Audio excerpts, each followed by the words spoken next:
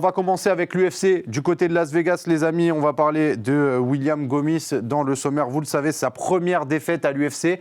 Et franchement, c'était tellement serré qu'on pouvait penser à une victoire sur le papier de William Gomis. On va regarder tout de suite le premier round parce qu'il y a des gens qui considéraient que William Gomis était un combattant ennuyeux, incapable de finir ses adversaires. Et franchement, on a eu un premier round ultra agressif, Kabir, avec un William proche de finir. Ouais, tout à fait. Il y a eu de très belles séquences. Et en fait, je pense que c'est aussi le style un peu défensif et sur le reculoir de Gomis qui lui a fait défaut au niveau du scoring. Mais on le voit sur ce premier round, il a de très belles séquences à l'écran. Il y a une grosse phase où il arrive à toucher sévèrement et être très précis, le toucher avec un coup de poing retourné. Puis après, malheureusement, il a loupé le finish. Mais ensuite, tout au long du combat, il a eu de très belles fulgurances. Mais malheureusement, ouais, ça lui a coûté la victoire. Sur ce premier round, ça se voit, il a le dessus sur Hamil, c'est-à-dire que Hamil lui fonce dessus. Il le laisse venir pour chercher à le contrer. Ensuite, on a plusieurs tentatives de finition de William Gomis. On a un coup de genou sauté. On a aussi ces grandes combinaisons avec les mains pour finir fort ce round. On sort à la fin du premier round. On sait qu'Haider Hamil, c'est un combattant puissant et dangereux. Mais en vrai, on est plutôt serein parce que William, il gère super bien la puissance d'Hamil. Tout à fait, on est ultra serein parce qu'on voit qu'il arrive à maintenir un gros volume dès le début du combat. D'ailleurs, on le verra, on va faire un point stat et on verra qu'ils ont tous les deux dépassé leur nombre de frappes, qu'ils ont été ultra généreux sur le striking. Et il y a aussi eu un aspect qui est important. Dès le premier round, Hamil, il a essayé de l'avoir sur la lutte et on a vu que finalement, William a réussi très rapidement à recomposer, à éviter de finir au sol et maintenir le combat debout et marquer ses points. Donc, très beau round pour William. On avance parce que le deuxième round, c'est celui qui est le plus serré. On vous montre les images tout de suite, vous allez vous faire une idée. Et en fait, visuellement, il va se passer quelque chose, Kabir. C'est qu'on a toujours un Haider Hamil qui va vers l'avant. Et on a un William qui le sanctionne en reculant. Donc forcément, ça peut laisser beaucoup de questions. Mais ce round-là, on écoute l'équipe des commentaires, Antoine Simon, Taylor Lapulus. On voit quand même William devant parce qu'on voit des coups durs. On voit la tête de Haider Hamil qui prend des coups durs très très souvent. Exactement. Et puis, il boxe en reculant, il touche plus. Et il est ultra décisif. Mais en fait, ce qui est intéressant, c'est de voir un peu la physionomie du round et comment on a toute la partie agressivité qui est aussi comptée dans le scoring. Et donc on voit un Hamil qui avance, qui frappe et qui ne touche pas forcément, face à un Gomis qui recule et qui contre. Et je pense qu'au niveau du scoring, c'est ce qui lui a fait des faveurs, parce que c'est le round le plus discuté pour tout le monde en fait. On se dit que le premier et le troisième sont assez clairement pour l'un et pour l'autre. Mais ce deuxième round, c'est celui qui a fait le plus parler. Alors, on ne va pas montrer les stats tout de suite, on les montrera après avoir regardé le troisième round. Comme ça, on se mettra vraiment dans les conditions du combat. Donc là, deuxième round, beaucoup plus accroché. On le voit, ça tourne. On a toujours à peu près la même physionomie. Oui. William qui aime se mettre dos à la cage pour pouvoir vite partir sur les côtés et permettre aussi à Hamil de prendre confiance et de se jeter sur lui, parce que potentiellement, il est bloqué derrière. Mais toujours qui arrive à sanctionner. Donc on va aller sur le troisième round, parce que le troisième round, il est plutôt net. Et cette fois-ci, il est en faveur justement du combattant qui est américano-philippin. Troisième round d'Haider Hamil. Sur celui-là, on ne se pose pas énormément de questions.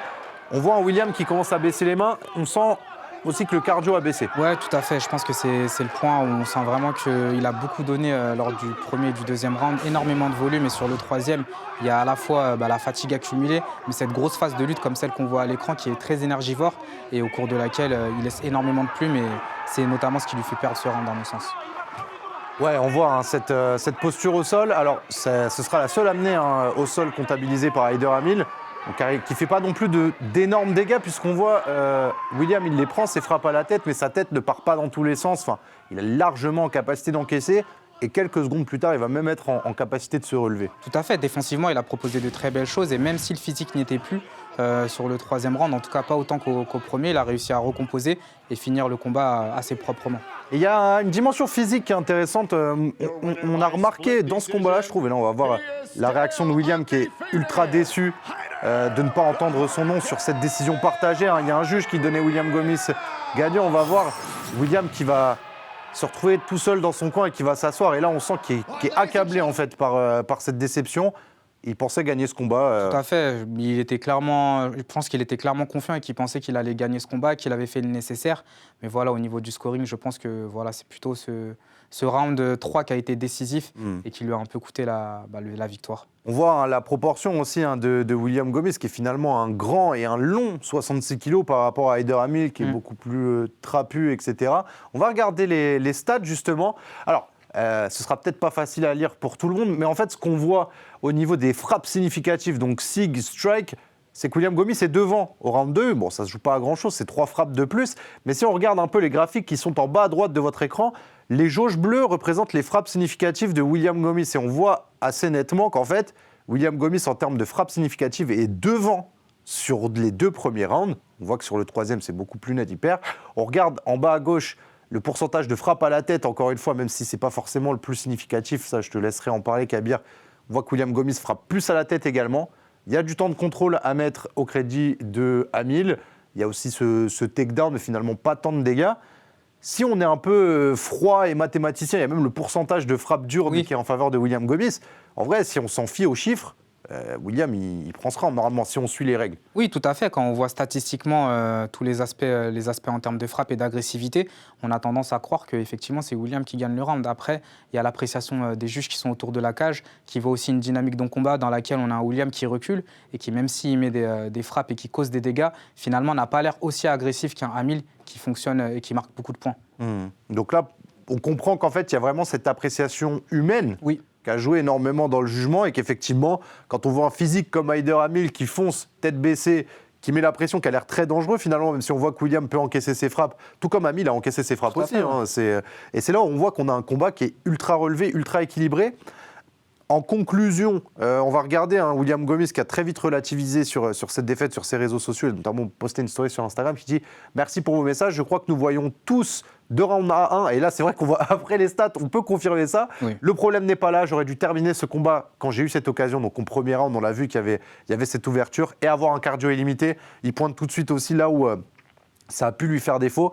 Je vais revenir beaucoup plus fort et ce n'est pas des paroles en l'air. Merci.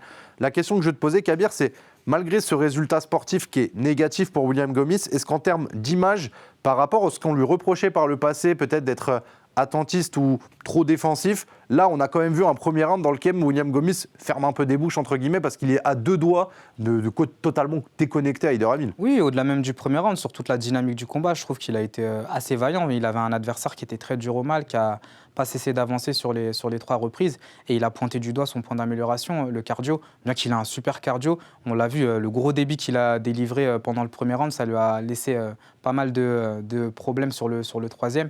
Et donc, ça peut être un point d'amélioration. Et je pense qu'il a montré qu'il est plus que divertissant et loin d'être ennuyeux. Et je tiens à tempérer un petit peu les personnes qui pensent que l'UFC va s'en servir tout de suite pour essayer de jeter William Gomis. Calmez-vous. Déjà, envoyez un message de soutien à notre Jaguar national. Regardez sa fiche, elle est belle. Il a encore de l'avenir largement à l'UFC. Comme moi, j'ai envie de le dire, c'est un revers dans lequel il a montré sa capacité à faire des guerres. C'est un combat qui est aussi engagé que celui qu'on a eu contre Joe Anderson Brito. Et moi, je pense que on est en train d'assister à l'évolution en fait et au passage de cap de William Gomis. Donc, soutenez-le. On a 2,66 kilos qui sont top du côté des Français à l'UFC. On va d'ailleurs se consacrer à cette catégorie des 66 kilos parce qu'elle est très, très, très intéressante. C'est une catégorie qui aujourd'hui cherche un champion. Bon, même si le message, l'annonce a été passée, on va avoir un combat entre Diego Lopez et Alex Volkanovski. On vous a proposé une petite infographie qui va faire plaisir à Anthony Sterpini, qu'on retrouvera tout à l'heure, puisqu'elle est inspirée de One Piece. Qui sont les nouveaux pirates, les supernovae en quête justement de la ceinture des 66 kilos. Regardez-les, ils sont 8. Diego Lopez, Movsar Evloev, Jean Silva, Liron Murphy, Youssef Zalal, Haider Hamil, Sean Woodson, Chepe Mariscal, les noms qu'on commence à bien connaître dans cette catégorie. Il y en a qui sont dans le top 15, il y en a qui vont combattre pour la ceinture, il y en a qui n'y sont pas encore. On a aussi également nos Français. On va vous proposer justement de découvrir ou redécouvrir un petit peu ces personnages qui commencent à faire pas mal de bruit à l'UFC. On va commencer tout de suite avec Diego Lopez, celui qui va combattre pour la ceinture en affrontant l'ancien champion Alex Volkanovski. Forcément, c'est lui qui a la prime en Berry la plus élevée, c'est normal. Alors lui, les stats, c'est 5 victoires de suite, 26 victoires pour 6 défaites en carrière et surtout 3 finishes au premier round à l'UFC. Tu vois Diego Lopez devenir nouveau champion potentiellement ? Moi, je pense qu'il a tout. Il a à la fois le star power, mais même les compétences sur le ring qui lui permettent de faire le taf. Il a un gros taux de finition. C'est un combattant que j'aime beaucoup voir. Il paye pas de mine, enfin les premières fois qu'on le voit il paye pas de mine, mais dans la cage il fait vraiment le travail, on le voit dans les images, ultra décisif, un gros punch, et donc il a tout pour devenir champion. Et il aime bien envoyer toute l'énergie qu'il a, il a cette coupe de cheveux phénoménale qui est en correspondance avec son style, il est un petit peu atypique, mais il est dans la forme de sa vie, et il va devoir le confirmer justement face à l'ancien qui a déjà tout vécu dans cette catégorie. En Volkanovski, il a vu passer tout le monde un peu. Ça va être un gros challenge pour lui, ça va être compliqué, mais voilà, ce style un peu chien fou, cette fougue qu'il a et le fait qu'il arrive à petit à arracher des plus beaux noms au fil de sa carrière, ça peut être ça peut être un bon signal pour la suite. Ouais, on l'a vu là justement sur son dernier combat, ça frappe très très fort pour Diego Lopez. On va vous proposer l'autre pirate, celui qui est recherché parce que lui, il n'a jamais connu la défaite, c'est Movsar Evloev. Alors là, on est plus sur un lutteur, voilà, il est un peu, tu vois, il porte bien sa capuche, c'est un peu plus ténébreux, un peu plus ombré. Il a notamment battu Lopez un petit peu plus tôt dans sa carrière. Movsar Evloev qui s'est imposé face à l'ancien champion des 61 kilos, qui s'appelait Aljamain Sterling. Lutteur froid, qui fait des combats très serrés, mais qui s'impose tout le temps. On le regarde là. Il y a eu des combats qui étaient un petit peu plus difficiles. Arnold Allen, Aljamain Sterling, ça reste quand même un des noms qu'on voit facilement monter vers potentiellement la ceinture, Kabir. Ouais, tout à fait. Puis en plus de ça, il a un style qui peut marcher plutôt bien, comme tu le dis. Il a battu Lopez, c'est un peu sa kryptonite d'une certaine manière. Et au-delà de l'aspect lutte, il a un gros rythme qu'il arrive à imposer du début à la fin du combat. Et je pense que ça, c'est un gros avantage pour lui, notamment dans cette caté où les combats ils sont très engagés du début à la fin et où il faut vraiment pouvoir imposer un gros rythme à son adversaire. Ouais, pas le plus spectaculaire, mais il reste tout aussi dangereux. Lui, il est spectaculaire et il est dangereux. Et en plus, il a des lunettes avec un sparadrap au milieu. C'est Jean Silva, vous le connaissez par cœur depuis quelques semaines.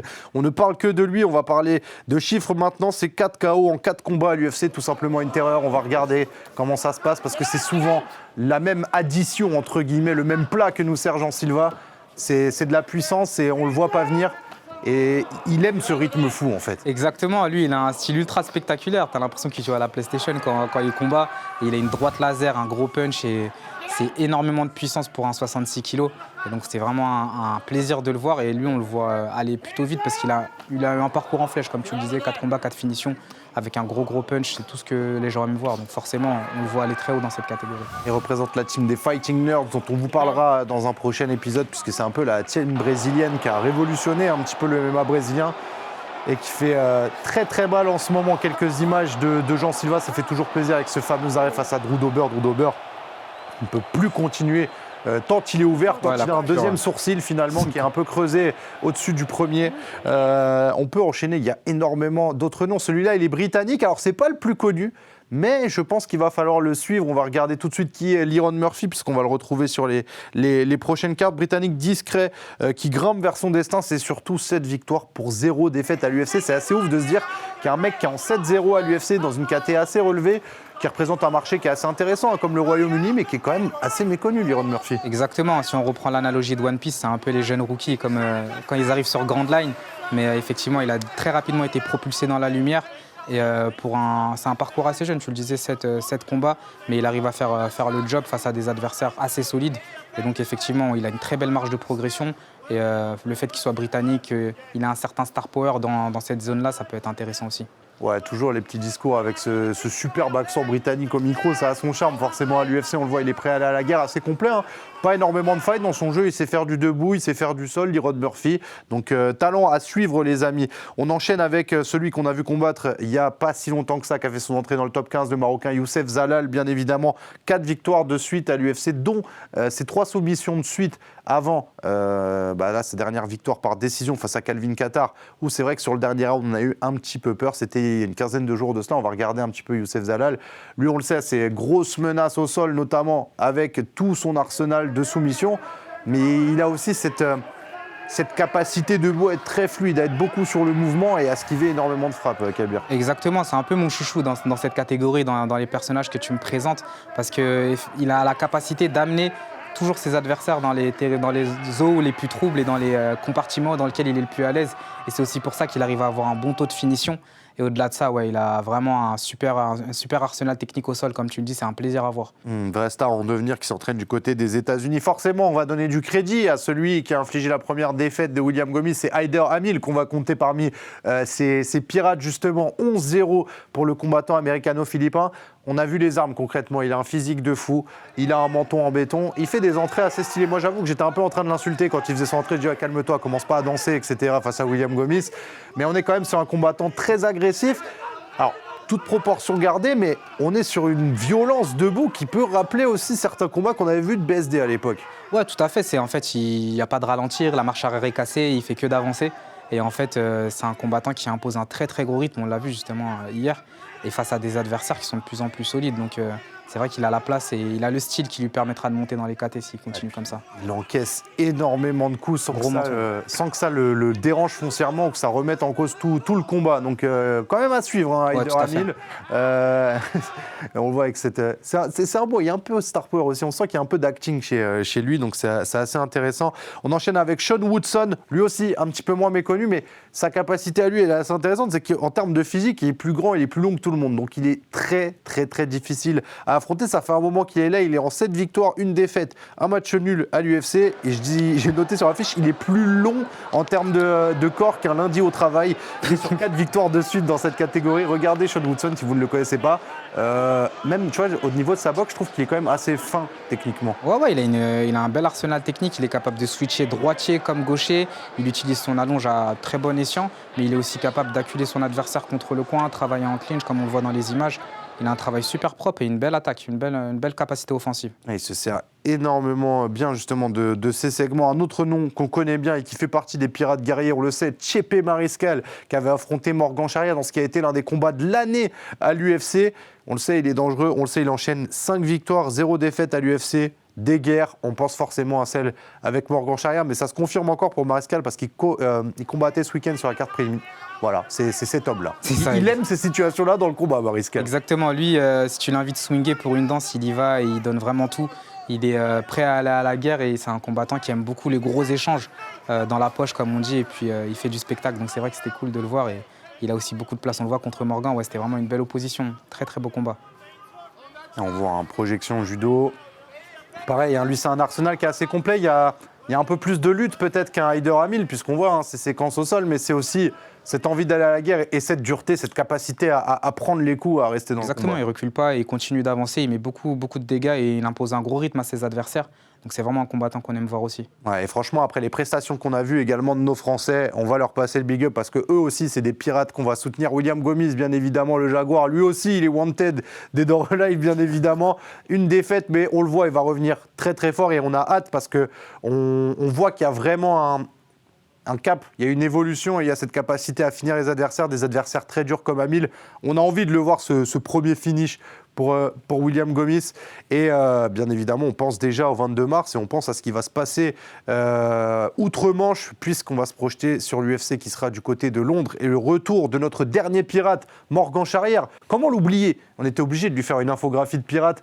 Il sera sur la carte justement de l'UFC qui sera à Londres le 22 mars. Alors à savoir si ce sera en début de carte, fin de carte, etc. En tout cas, nous, on vous proposera sans doute un combat gratuitement sur la chaîne Twitch RMC Sport. La suite de la soirée de l'UFC Londres avec les horaires européens à partir de 20h30 sur RMC Sport 1. Les abonnés, vous n'avez rien à faire comme d'habitude. C'est plutôt confortable. Ça va, on est bien chez 66. On mange bien. Il y a beaucoup de monde et comme tu le dis, c'est bien d'avoir parlé de cette partie vraiment supernova parce qu'on a un peu de tout. On a des gens qui sont vétérans, on a des physiques très différents, des styles très différents également.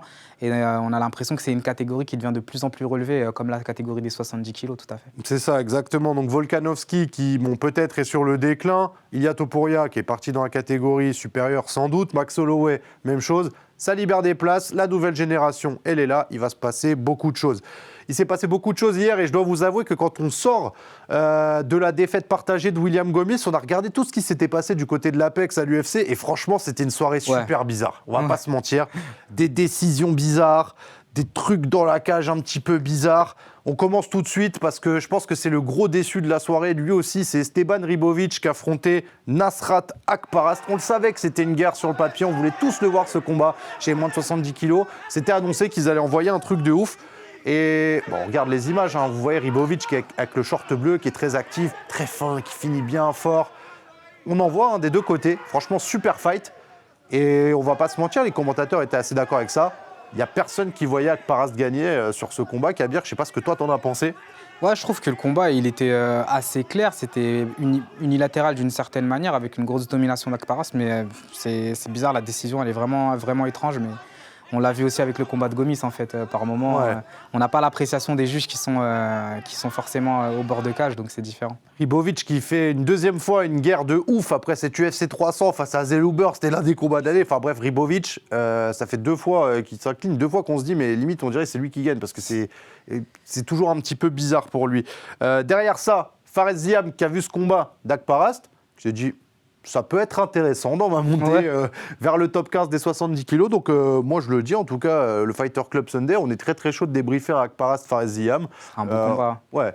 Très beau combat. On soutient ce call-out de Fares.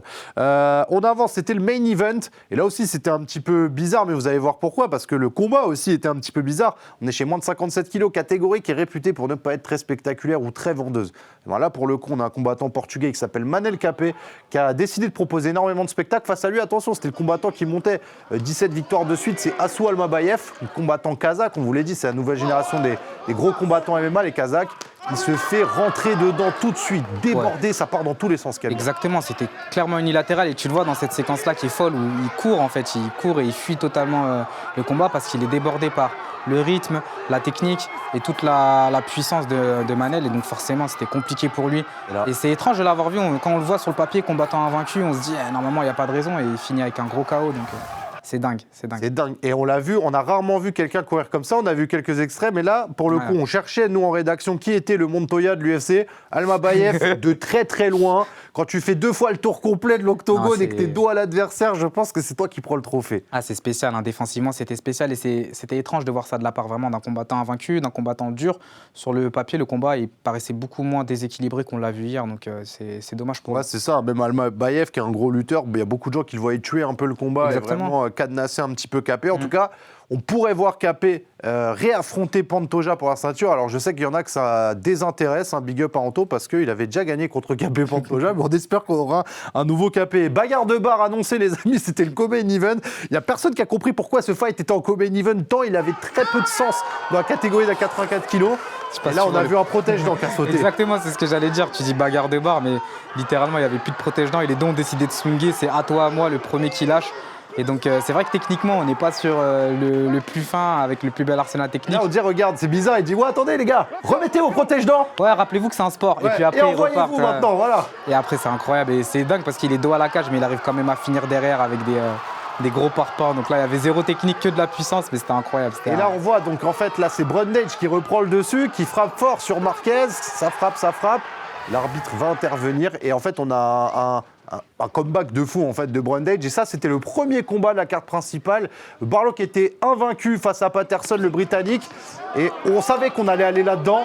On a vu qu'il a titubé un petit peu Barlow, et en fait Patterson va terminer l'affaire avec une belle boxe encore. Exactement, surtout qu'il a été ultra lucide, il a plutôt bien snipé je trouve, il s'est pas rushé, il a été ultra précis, il a su bien calculer à la fois la partie footwork, et on le voit dans l'extrait, être assez précis sur les frappes, réussir à finir proprement. Très belle performance pour le premier combat de la soirée. Ça a commencé fort. C'était une belle histoire parce que c'était un combattant invaincu qui prend sa première défaite. C'était un Patterson qui est quand même un gros finisseur chez les 77 kilos et qui va être aussi un combattant à suivre. On rappelle qu'on est dans la catégorie de notre Français Kevin Jousset, la catégorie dans laquelle le champion c'est Belal Mohamed qui affrontera Jack Della Maddalena. Ce sera le main event juste après le combat de Manon Fiorot pour la ceinture face à Valentina Shevchenko.